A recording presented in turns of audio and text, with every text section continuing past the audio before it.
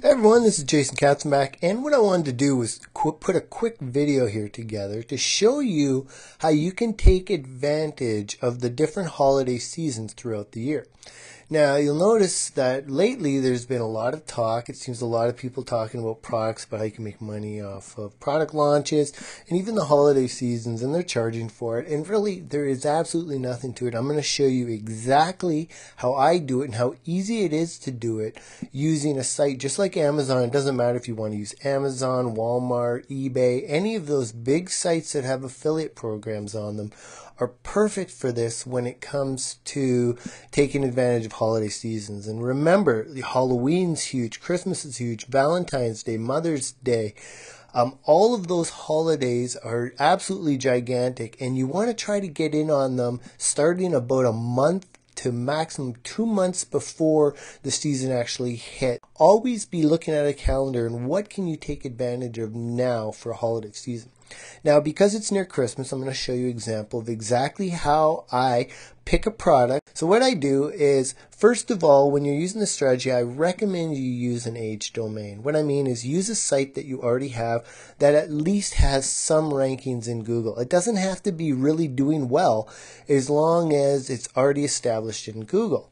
Now, obviously, the better the site's doing, the better. But the reason is because established sites in Google already rank much better. If you're trying to start a brand new site following this strategy, you're really going to need at least, a few extra weeks on the front end to be able to get your site going in Google.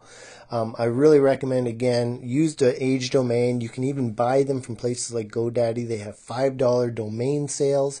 So you can go in there and become part of the GoDaddy system where you can bid on domains, and they have a certain thing called $5 domains, which are all age domains. However, some of them aren't indexed, so you're going to have to go through and do some research. Or you can go to places like SitePoint or DigitalPoint, those forums there, and request an age domain on a certain name. Say, I need a domain on this specific topic. Does anyone have one they'd like to sell? And you can usually get one for, maybe even $50 to $100, which if it's already got PR and lots of backlinks in Google is well worth it. So once you have your age domain, what I do is I come to a site like Amazon. And so what my site is it's called How Do I Learn Guitar? And so I'm going to go to electronics and I see musical instruments. So I'm going to go to musical instruments. And what I love about about Amazon is they so much tell you absolutely everything that's going on from the consumer's end. And there's tons of sites out there you can look at, different sites. eBay has tools, everything that gives you tools about up and coming trends. I find this strategy works plain and simply excellent. So I'm going to go musical instruments, and what I'm doing is I have a guitar site. So I'm simply going to type in guitar. You can see here right away they show you by relevance, which is great, but I'm interested in best selling. What are the actual best sellers? So now that I'm in Amazon, I'm in bestsellers, right away I can see there's all these products here that are very hot sellers in the guitar music industry. So what I want to do now is I want to look at price, because I need to be able to make a profit. And especially with Amazon, they don't pay you that much. Now, they pay you enough when it starts to get higher end things, but if you're selling this, so for example, $11, if you sold one, you'd be lucky if you make $1 off of that. So the energy and investment in it isn't really that worthwhile. So I want to find something $50 or more. Now, even $100 or more is better, but looking at this, so you've got price, but you also want to think of relevance. How relevant is a product to your site, to your niche? Yes, could I make something like this fit with my site? Yeah, but I'm going to keep looking because there might be something better. So I'm going to keep looking and seeing price is $189, but it's a keyboard. It's not really related to a guitar. And as I go down, I come across this right here, the Line 6 Spider 315-watt guitar combo amp, and this one, the Guitar for Dummies.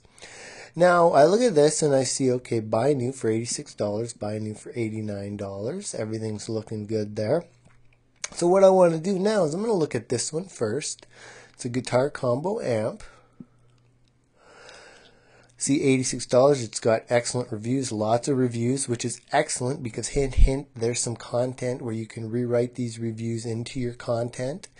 So I look at this, looking good. I can make some profit off of it. So what I'm going to have to do now is I'm going to head on over to the Google Insights tool. Now, if you've gone through the other training I provided, showed you this before. Now what this is called is a Line 6 Spider 3 guitar combo amplifier. Now I guarantee you that none of those words will show up because Trends really looks for the high volume top level niche. What I did is I typed in guitar amp, but the one thing to pay attention to is this is with Amazon.com. I don't know what the price is in other Amazon, so I'm targeting mainly the United States with this product. So I did United States, and I also picked the category computers and electronics and did search. Now you don't have to do this, but I do recommend you filter it down to get an honest to goodness idea of how your niche is doing. I look at this and I see good. It looks very consistent across the board. I go down, I see that, a lot of sales all around, guitar amps. It looks very active and it looks like it's got a consistent market. So next, I go to that little tool from Ad Center, Add Commercial Intent. And I just type in guitar amp and I click go, and you can see here results for guitar amp are very high, 0.99. That is almost as high as you can get from this tool's sense of commercial intent. That means people that are searching for new information on guitar amp are searching for it from a commercial intent, meaning it's more than just information. They're actually in the market to buy something. So this is a very promising number. So what I do next is I type in guitar amps in Google, and I just want to get a general feel for advertisers. And you can see again, loads of advertisement. Now Google's recently got rid of view other sponsored links, and that's why we actually use the commercial intent tool, because before you used to see if there was hundreds of other advertisers. But as long as I've got a full page of ads here, I'm pretty good for the top level term because seeing that the commercial intent was so high. The next step is I'm actually going to search down on the actual name, Line 6 amp, and I want to dig out a top domain to be able to keyword research on. And you want to be careful. Now I've already looked at this site, and this is actually the site from Line 6 itself focused on that product.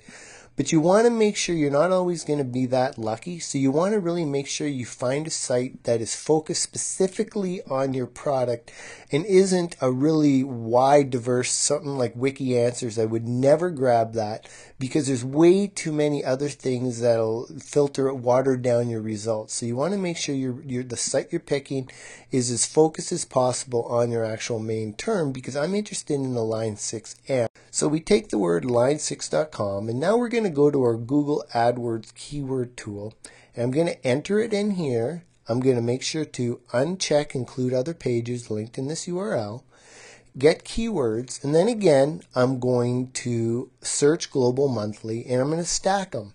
Rank them, I mean. Now here's another difference with the previous keyword research I did in the other video. Before I told you that you want to grab all of these and then grab the top level keyword in each of these groups. The only difference with this now is when you grab the top level keywords, which you'll see here, is you are only going to grab the words that directly relate to your product directly. Now if I go down here, for example, you'll see Boss Pedals. You'll musician fans, effects, pedals, those kind of things are not directly related to my Line 6 amplifier. Even the Fender amplifiers. Now there's some people that might be able to say, oh, you could do a review Fender amplifiers versus, and that's true, you could do that, so you could grab that if you want. I'm going to opt out of that because there looks like there's enough variation and enough results already that I was able to get my keywords. And I always like to go with at least 7, and I do have 7 good keywords from this list, so I'm fine. So I've grabbed a word from each of the different groupings here, and I've got all the other words added to the side, and now I go back to my Google AdWords tool, and instead of in the website content, which we had there, I go to the descriptive words and phrases, and I add each one of these words one at a time with synonyms off, get keywords, and then I simply add them to the list. By the time I've gone through all of those keywords and added them, I've got myself a list of well over 700 keywords that are specific to my Line 6 product. And I know the majority of them, at least 80% of them, are going to be very targeted to my product because I was careful on the research I was doing.